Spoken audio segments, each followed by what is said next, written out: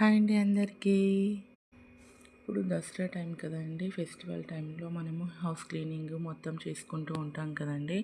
అలాంటప్పుడు ఈ టిప్ మాత్రం లేడీస్కనే కాకుండా అందరికీ యూజ్ అవుతుందండి. నార్మల్గా మనం ఇల్లు ఊడ్చుకునేటప్పుడు కానీ, బట్టలు ఉతికేటప్పుడు కానీ, ఫాస్ట్గా వాకింగ్ చేసేటప్పుడు, రన్నింగ్ చేసేటప్పుడు కానీ మన నోరు అనేది డ్రై అయిపోతూ ఉంటుంది కదండి.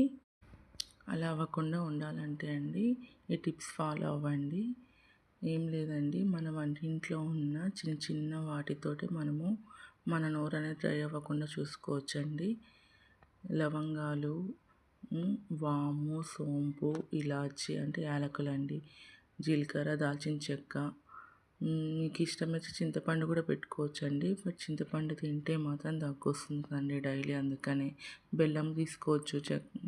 చప్పరించుకుంటూ ఉండొచ్చండి బెల్లంని కూడా. కానీ బెల్లము కొద్దిగా స్వీట్ కదండి, అందుకనేసి రోజు మనం తినలేం కదండి.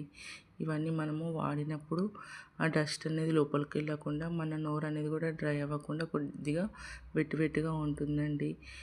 లవంగాలు మనకి మంచిగా పనిచేస్తాయి కదండి.